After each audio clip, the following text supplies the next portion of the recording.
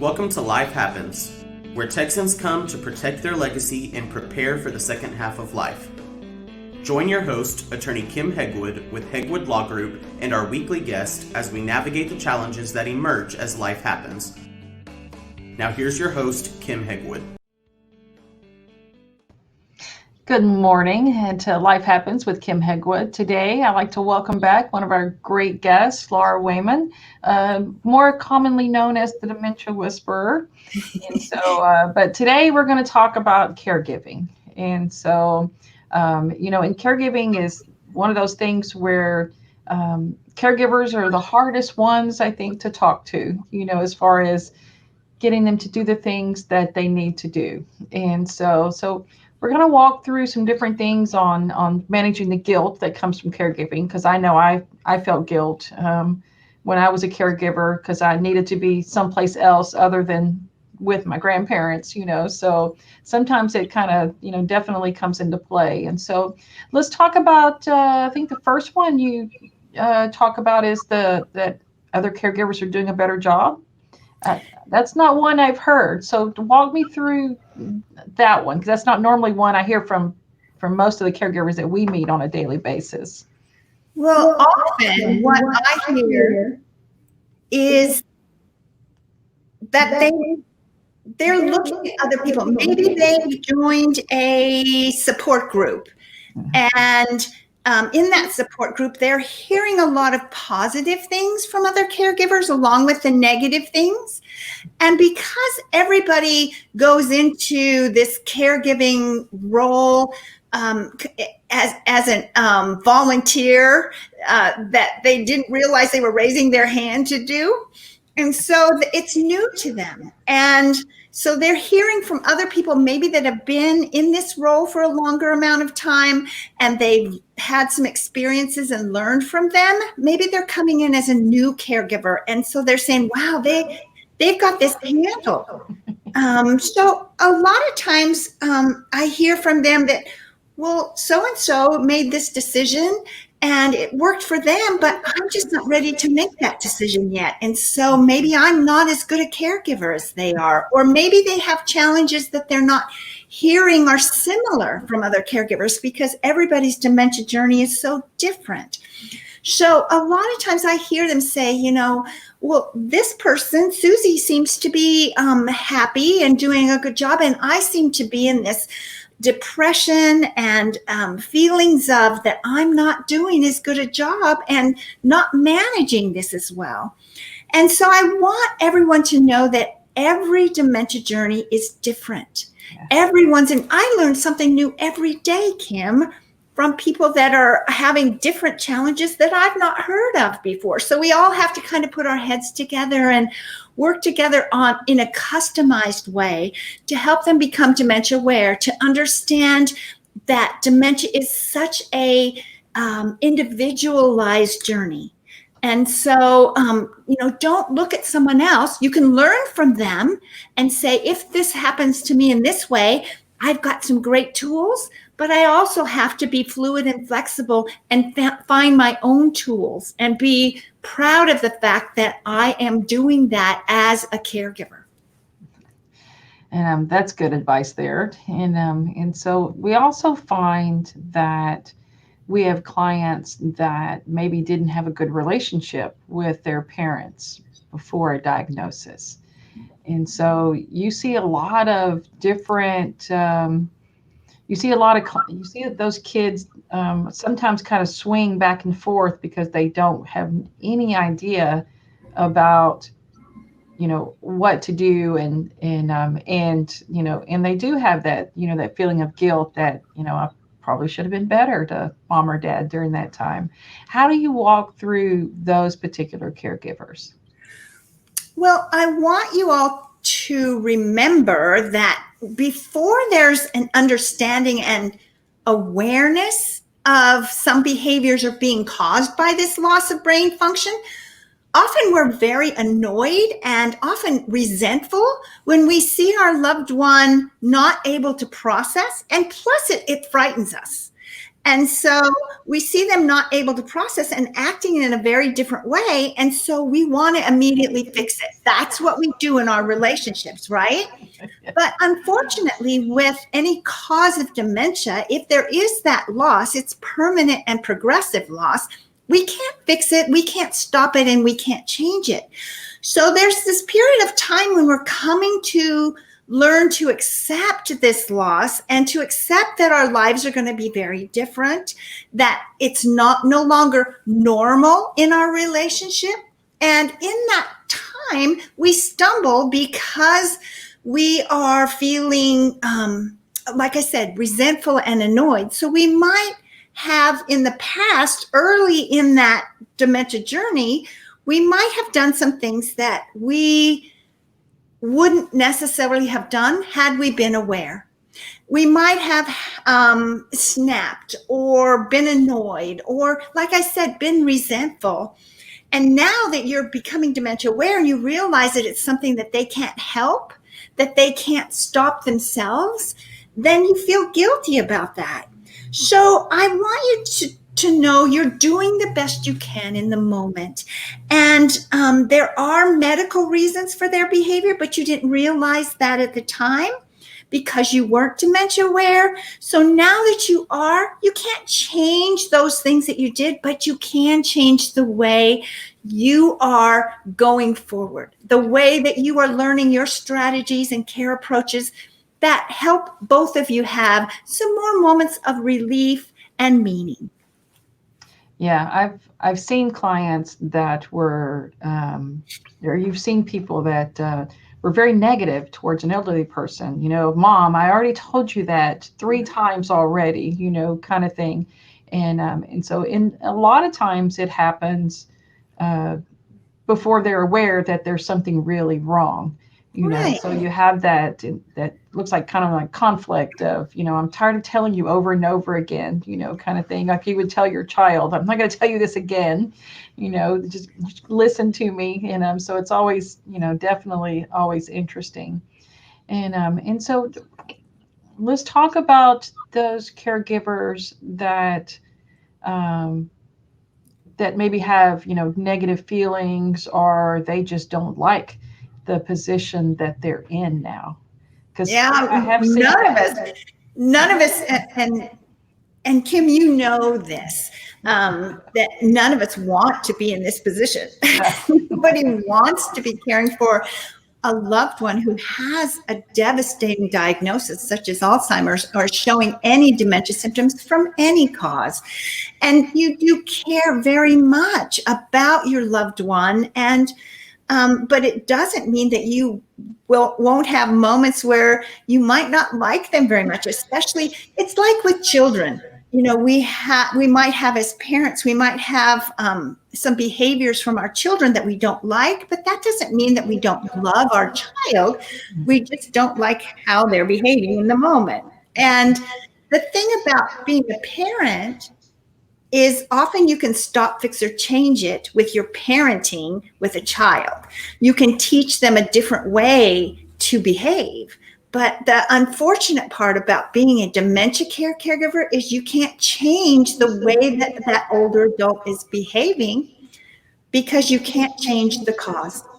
Yeah. Right? So we have to accept them and work through these behaviors and learn to manage them and share. And it's so important that you share your feelings with a trusted confidant outside of that relationship. That's exactly why I offer consultations with families, so that they can talk about, I can relate to these feelings that are very, very human. It's okay to feel these feelings. You have a right to your feelings, just like your loved one has a right to theirs. And I think it's a process that just seems to, it's almost kind of like a roller coaster ride. You think you got it, something else goes. Now they're like back to square one, thinking, okay, I'm not doing this well. And so, you know, so I see it more as with a lot of our clients' families, you know, more of a roller coaster ride, you know, sometimes until it gets more towards the very end. And so how do you talk to those caregivers that are angry and irritated, and they lose their temper, with a family member that's got that dementia diagnosis? Kim, I was just working with a lovely young man, son, his mom, an adult son. His mom is showing rather advanced, and she's young, rather advanced symptoms of dementia. And he said that he feels so guilty that he loses his temper with her. So we talked a lot about that because he's frustrated. He's exhausted. So first of all, I gave him some strategies to help him keep these situations from happening. For example, she was picking up his things and moving them or hiding them or throwing them away because she simply couldn't process having that in her space. It was just annoying to her. So she needed to move it. That's the only way she could process now. Instead of thinking this is his, she just was seeing it as an object of frustration for her. And so I simply said, of course, you're going to be annoyed with that. You're going to be frustrated. You're having to look for your things.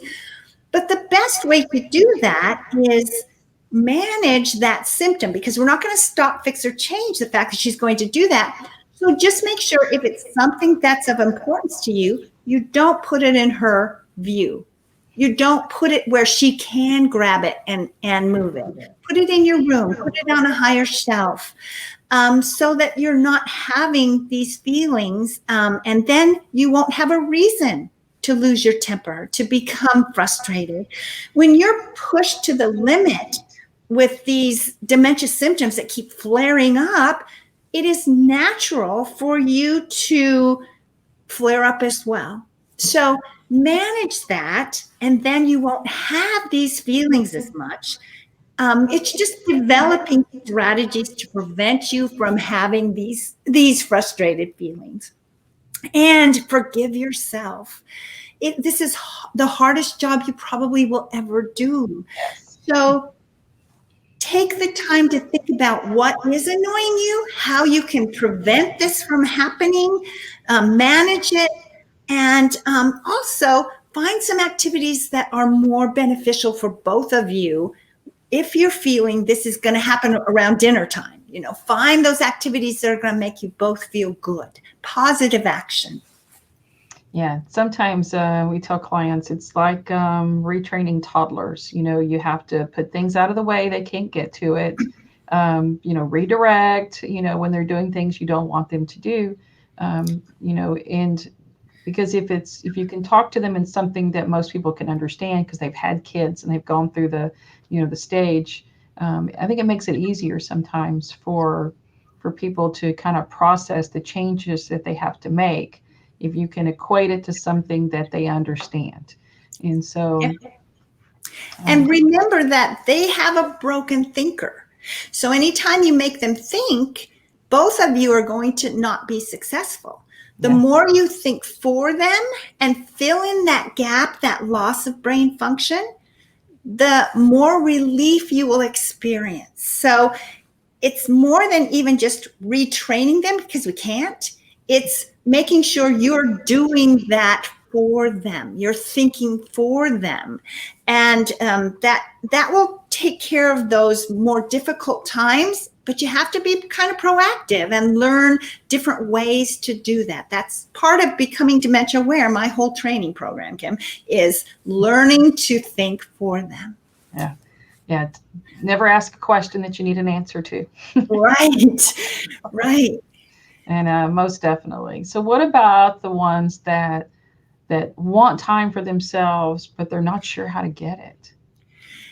Exactly what you said at the very beginning of the show. It is so important that the caregiver learns to carve out time for themselves. Often when I'm doing a training and when I have the opportunity to have a room full of caregivers, but now I do it online, so I have a screen full of caregivers, I often ask them, are you carving out time for yourself? And often I hear, no, they are not.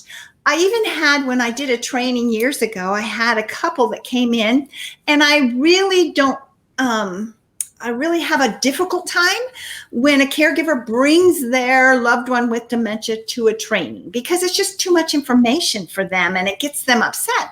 But this particular couple, lovely couple, they walked in. I could tell that he was her caregiver. I could see very advanced signs of dementia symptoms in her. Her sweater was kind of buttoned up, kind of uneven, and she was shuffling along, and she looked quite frightened. They sat in the very front, and at the beginning of trainings, I often say, who is the most important person in this relationship, caregiver and loved one who has dementia symptoms? And often there's silence in the room, because caregivers have a very hard time recognizing how important they are and how they need to take care of themselves. But this lovely lady, she looked like she wasn't even listening. But when I asked that question, they were sitting in the front row. She pointed at him and said, "He is." So even in her advanced state of dementia, she recognized how important he was. And I asked those caregivers, do you take time for yourself? Do you take 30 minutes a day, at least as a minimum, to do something you love to do? And many of them are not doing that. Are you taking 30 minutes a day to take a bubble bath? Are you taking 30 minutes a day to read a book and just escape? Are you taking a walk? Are you exercising? Are you taking time to meditate or relax or recharge your batteries as effectively as you can? Because caregiving and the guilt that comes with it will drain your energy. And you know, the statistics are shocking, Kim. 68% of the time, that caregiver, especially if it's a same age spouse, 68% of the time, they will get sick and pass away first. Even though dementia is so devastating to that individual with the dementia symptoms, it is so stressful for caregivers. So the only way that they can make it across the finish line is to ask for help. Yes. Is to take time and care for themselves, recharge their battery, take care of themselves with regular breaks.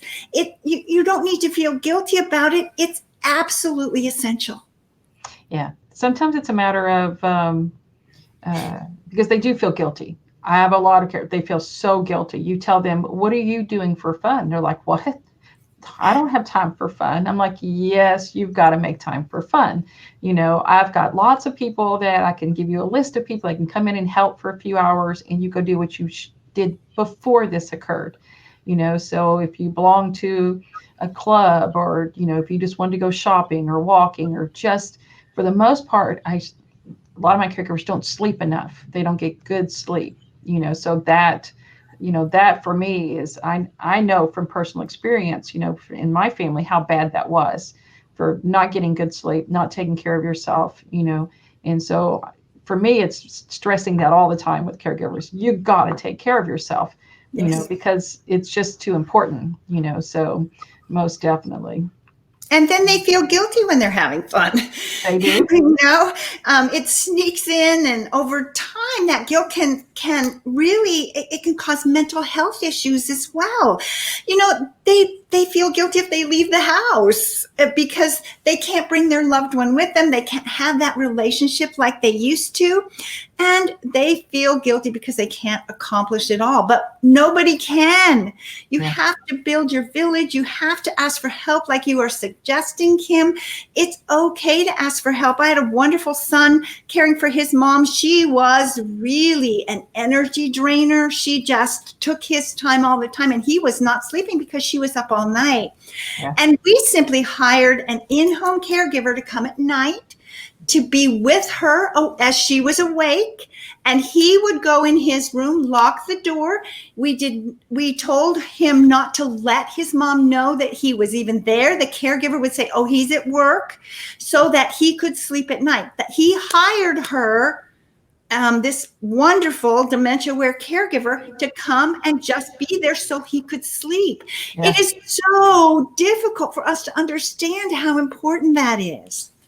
Yeah, not getting good sleep is very detrimental to your body, you know, so it's hugely detrimental. So it's always so important to do that. And so, And so, Laura, I can't thank you enough for coming on the show again and really stressing the points for caregivers, because we want them to take care of themselves so much.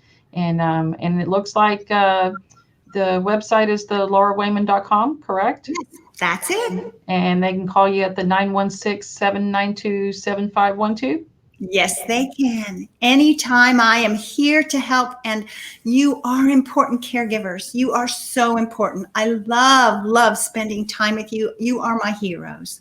Yeah, mine too. I can appreciate that immensely. And so, all right, Laura, take care, and we'll see you soon. Thank you. Bye-bye.